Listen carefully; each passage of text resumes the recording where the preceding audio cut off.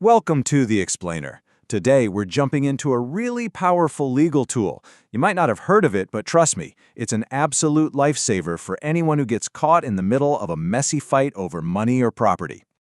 So, have you ever been in a situation where you're holding on to something valuable? Maybe it's cash, a piece of art, whatever, and you've got multiple people breathing down your neck, all swearing they're the real owner? It's a total nightmare, right? Because no matter who you give it to, you risk someone else suing you. Okay, let's make this super clear with a story. Picture this: an insurance company has a 5 million peso life insurance payout ready to go. Simple enough, but here's the twist. The man's new wife says, "That's mine." At the same time, his kids from his first marriage say, "No way, it belongs to us." The insurance company? They honestly don't care who gets it.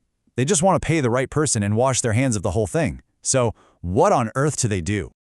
Well, this is where they turn to a special legal remedy in Rule 62 of the Rules of Court. And this solution has a name. It's called an interpleader.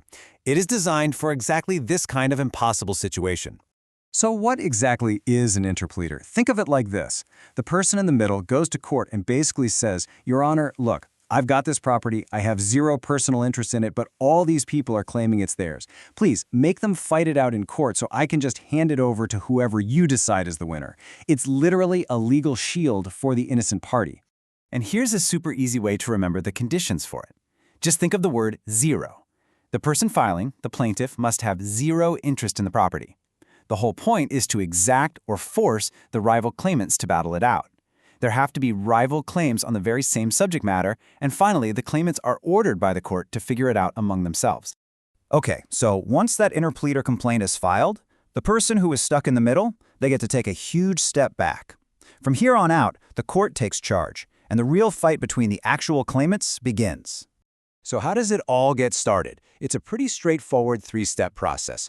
First, our insurance company files that official complaint, asking the court for help. Second, the court looks it over and issues an order telling the wife and the kids to interplead, which is just a fancy way of saying take your fight to court. And third, a summons is delivered to everyone involved, letting them know officially that a lawsuit has begun.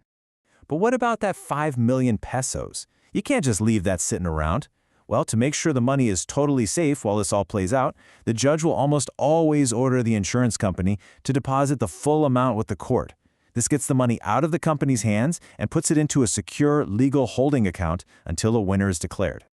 And you know we love a good mnemonic, so here are two more to help this stick. The court's first moves can be remembered with DOC. It orders the deposit, issues the order to interplead, and takes control. And what do the claimants get? They get SCO, the summons, a copy of the complaint, and that court order, all bundled together. All right, now let's flip the script. What's it like for the people actually fighting over the money, the wife and the children? Well, the moment they get that package of documents from the court, a clock starts ticking. The ball is now officially in their court. And they are on a very tight deadline. They have just 15 days. That's it, 15 days from the time they're served to give their formal response to the court. And the stakes for meeting that deadline are incredibly high. If you file your formal response, your answer, you get to stay in the game. You get to present your case to the judge. But what if you miss that 15-day window? You get declared in default. And that's basically legal talk for game over. You're completely out, you lose your right to the claim, and you lose automatically. Now there is one other strategic move a claimant can make here. Instead of filing an answer right away, they can file a motion to dismiss.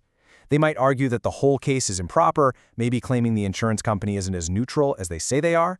Filing this motion actually pauses that 15-day clock, which buys them some time while the judge thinks it over.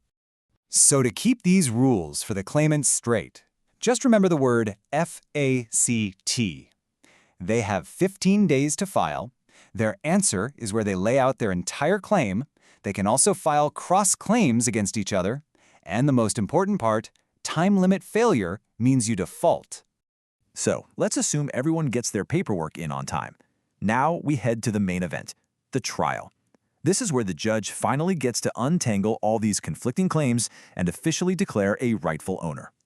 And the path to that final decision is really logical. It starts with the pleading stage, where everyone has submitted their answers. Then there's a pretrial, where the court organizes all the arguments and evidence. After that comes the trial itself, where both sides present their case. And finally, we get to adjudication. That's the moment the judge makes their final, binding decision. So how does our story end? Well, after listening to all the arguments and looking at all the evidence, the marriage certificate, the will, you name it, the judge makes a ruling. In our hypothetical case, the judge decides the wife gets 50% and the children get to split the other 50%. The 5 million pesos is divided up just like that. And we can boil down the judge's role here to just 3 letters, P-A-D. A pre-trial is conducted to get everything organized. The judge then has to adjudicate, or formally rule on, the competing claims. And in doing so, they determine the rights of each person involved. But hold on a second. What about our insurance company? They had to hire lawyers, pay court fees, all for just trying to do the right thing. Does the law just leave them holding the bill? No way. You know, things like docket fees and other expenses can add up. Let's say it cost the insurance company a solid 50,000 pesos just to file this case and protect themselves from being sued. That's real money. And the solution is written right into the rules. Section 7 says that all those costs become a lien on the subject matter, in this case the 5 million pesos. So what does that mean in plain English? It means that before the wife or the kids see a single peso, the insurance company gets paid back first, right out of that disputed money. And our final mnemonic, LIEN, makes this really satisfying conclusion crystal clear. The litigation expenses get covered. The initiator of the case gets reimbursed. The money is extracted directly from the subject matter. And all this ensures there is no financial loss for the innocent party who started this whole thing. So there you have it.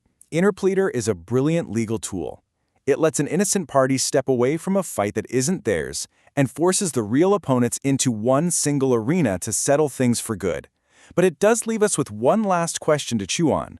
While it perfectly protects the innocent holder, does it always create a truly fair fight for the claimants, who might not have the same amount of money or resources to wage a long legal battle? It's definitely something to think about.